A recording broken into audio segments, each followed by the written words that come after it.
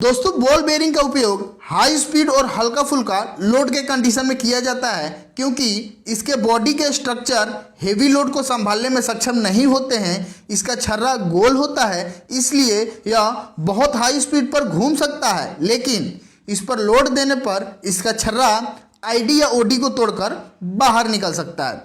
दोस्तों ball bearing भी बहुत प्रकार के होते हैं, इसके अलग अलग बनावट के आधार पर अलग अलग नाम रखा गया है।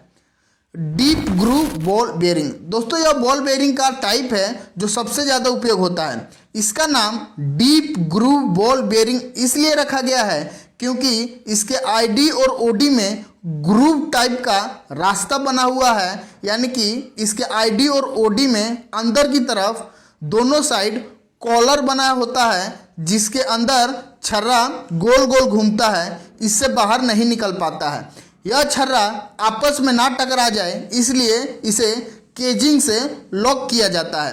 यह रास्ता थोड़ा गहरा है इसलिए इसे डीप ग्रूव कहा जाता है। इसका उपयोग हाई स्पीड पर घूमने वाले मशीनों में किया जाता है क्योंकि इसमें थोड़ा सा भी वाइब्रेशन नहीं होता है। एंगुलर कॉन्टैक्ट बॉल बेयरिंग, दोस्तों यह भी बॉल बेयरिंग का ही टाइप है। इसका नाम एंगुलर कॉन्टैक्ट बॉल बेयरिंग इसलिए रखा गया है क्योंकि इसके आईडी में एक तरफ कॉलर बना रहता है और इसके अपोजिट साइड ओडी में एक तरफ कॉलर बना रहता है। इसका छर्रा दोनों कॉलर के बीच में घूमता है। इसके छर्रा को देखने पर एंगल शेप में लॉक दिखाई देता है, इसलिए इसे एंगुलर कॉन्टैक्ट बॉल बेयरिंग कहा जाता है। इसे ऐसा इसलिए बनाया गया ताकि यह रेडियल लोड और एक्सियल लोड को आसानी से बैलेंस कर पाए। सेल्फ अलाइनिंग बॉल बेयरिंग, दोस्तों यह भी एक बॉल बेयरिंग का ही टाइप है।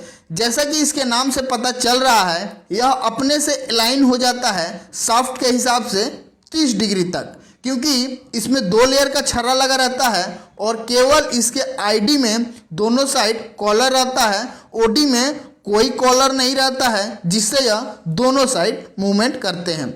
दोस्तों इस बेयरिंग को उन जगहों पर उपयोग किया जाता है जिसका शाफ्ट हल्का फुल्का तिरछे होते रहता है या जिसका शाफ्ट का अलाइनमेंट सीधा नहीं रहता। थ्रस्ट बॉल बेयरिंग, दोस्तों यह भी एक बॉल बेयरिंग का ही टाइप है जो मुख्य रूप से थ्रस्ट लोड यानी कि एक्सियल लोड को सहने के लिए बनाया गया है। दोस्तों थ्रस्ट का मतलब होता है धक्का या दबाव जो किसी वस्तु पर एक दिशा में लगता है। जब किसी शाफ्ट पर लंबवत दिशा यानी कि एक्सियल डायरेक्शन से लोड डाला जाता है तब इसे थ्रस्ट लोड कहा जाता है। यह बेयरिंग इस प्रकार के लोड को संभालने के लिए बनाया गया है, इसलिए इसे थ्रस्ट बॉल बेयरिंग कहा जाता है। हाइब्रिड बॉल बेयरिंग, दोस्तों यह भी एक बॉल बेयरिंग का ही टाइप है जो मुख्य रूप से हाई टेम्परेचर और हाई स्पीड वाले जगहों पर उपयोग होता है। दोस्तों जहां बॉल बेयरिंग का बॉल्स स्टील के बने होते हैं, वहीं हाइब्रिड बॉल बेयरिंग में इनके बॉल सेरेमिक से बने होते हैं। सेरेमिक एक गैर धातु होता है जिसकी विशेषता है कि यह बहुत हार्ड होता है, इसमें बहुत ज़्यादा गर्मी सहने की क्षमता होती है, यह वजन में भी हल्का होता है, घर्षण भी बहुत कम करता है, प्लस इसमें जल्दी जंग नहीं लगता है। इन्हीं गुणों की वजह से इसे हाइब्रिड बॉल बेयरिंग कहा जाता है। दोस्तों हाइब्रिड बॉल बेयरिंग का उपयोग jet engine, aerospace, high speed motor और मेडिकल जैसे उपकरणों में होता है।